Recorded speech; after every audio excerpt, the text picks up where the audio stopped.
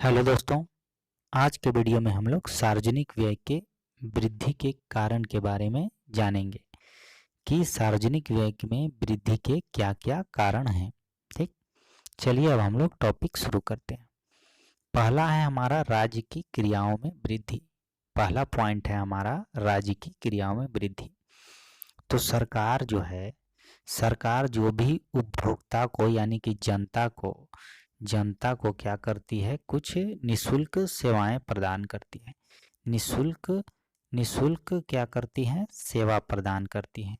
जैसे हम लोग देख सकते हैं कि इसके अंतर्गत जो है निःशुल्क सेवा के अंतर्गत आपका हो गया अस्पताल हो गया, क्या हो गया, अस्पताल हो गया, आपका शिक्षा हो गया, तो ये सारी सेवाएं क्या करती हैं, सरकार जो है जनता को प्रदान करती है।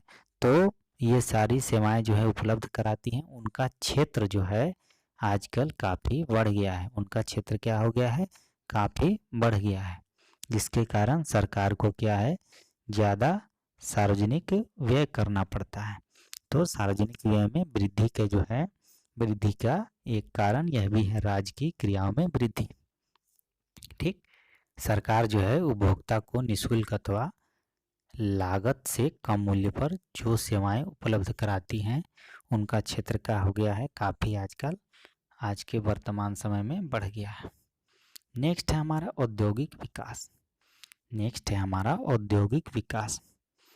तो औद्योगिक विकास से जो है सरकार के व्यय में क्या हो गई है, वृद्धि हो गई है। तो औद्योगिक विकास के अंतर्गत सरकार के व्यय में वृद्धि का कारण है कि सरकार जो है विभिन्न योजनाएं चलाकर उद्योगों को प्रोत्साहित करने के लिए क्या करती है, उनको ऋण में छूट देती है। विभिन्न उद्योगों को क्या करती है, योजनाएं चलाकर ऋण में क्या करती है, छूट देती है, जिसके कारण भी क्या होता है, सरकार के लोक व्यय में क्या होती है, वृद्धि हो जाती है। नेक्स्ट है हमारा पॉइंट है सामाजिक सुरक्षा में वृद्धि।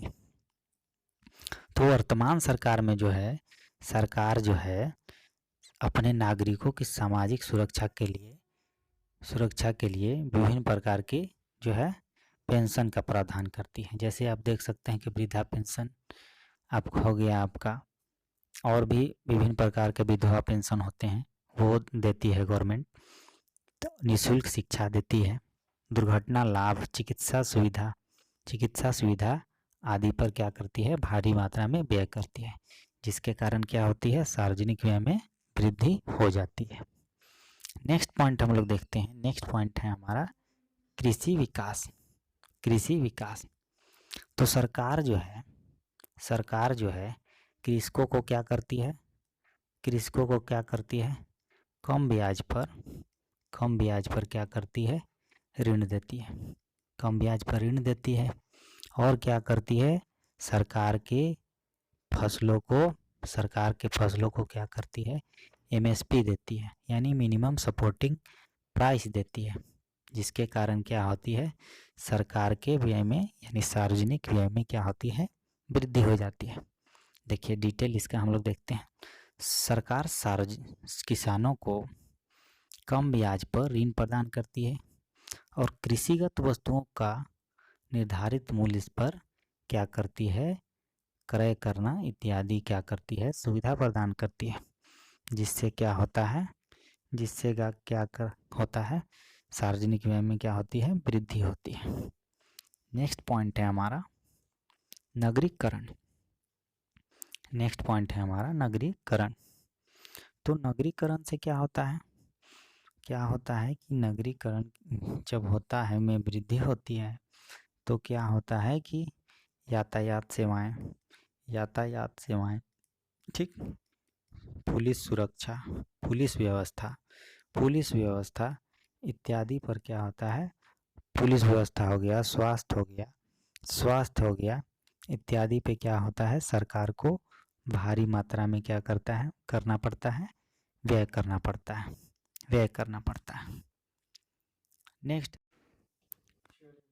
नेक्स्ट है हमारा प्रतिरक्षा व्यय। इसके अंतर्गत जो है सरकार जो है इसके अंतर्गत सरकार जो है देश की सुरक्षा के लिए जो है सेना और युद्ध सामग्री इत्यादि पे जो है क्या करती है सार्वजनिक व्यय करती है।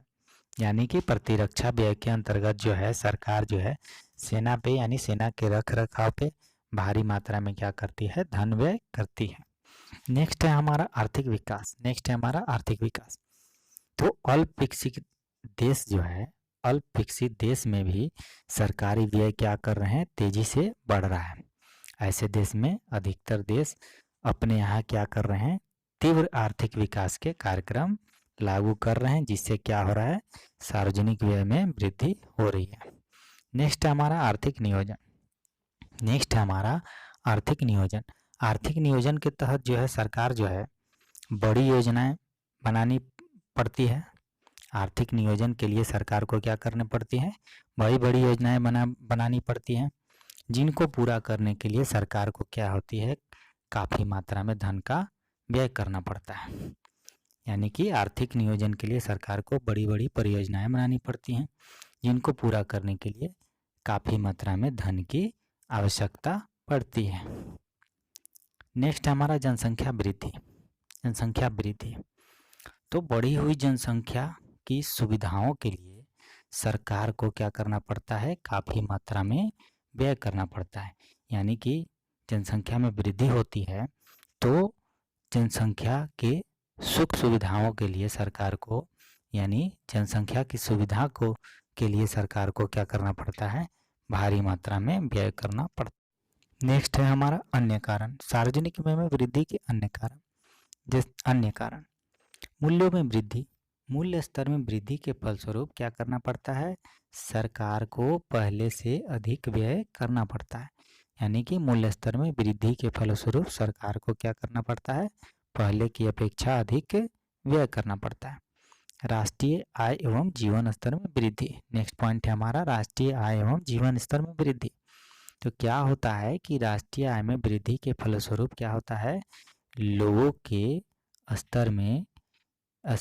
के जीवन स्तर में वृद्धि हुई है। ठीक, राष्ट्रीय आय में हुई वृद्धि के फलस्वरूप क्या हुई है, लोगों के जीवन स्तर में वृद्धि हुई है और सरकार को इस जीवन स्तर के बढ़ने के साथ साथ अधिक क्या करना पड़ता है, व्यय करना पड़ता है।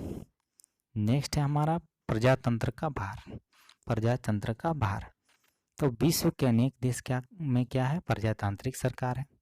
इसके लिए सरकार को चुनाव, जनप्रतिनिधियों के वेतन, दूसरे देशों में दूतावास खोलने आदि पर क्या करना पड़ता है, भारी मात्रा में व्यय करना पड़ता है। फिर नेक्स्ट है हमारा अंतर्राष्ट्रीय सहयोग। तो वर्तमान युग में जो है प्रत्येक देश क्या करते हैं, एक दूसरे को आर्थिक सहयोग करना पड़ता है। प्रत्येक देश को क्या करना पड़ता है, एक दूसरे का आर्थिक सहयोग करना पड़ता है, क्योंकि वर्तमान युग जो है वो ग्लोबलाइजेशन का युग है। तो इसमें क्या करना पड़ता है, प्रत्येक देश को एक दूसरे का क्या करना पड़ता है, आर्थिक सहयोग करना पड़ता है। यही था हमारा सार्वजनिक व्यय में वृद्धि के कारण। तो आज की वीडियो में इतना ही। नेक्स्ट वीडियो में मिलते हैं हम लोग नए टॉपिक के साथ। तो चैनल को देखते रहिए, लाइक कीजिए, सब्सक्राइब कीजिए। धन्यवाद।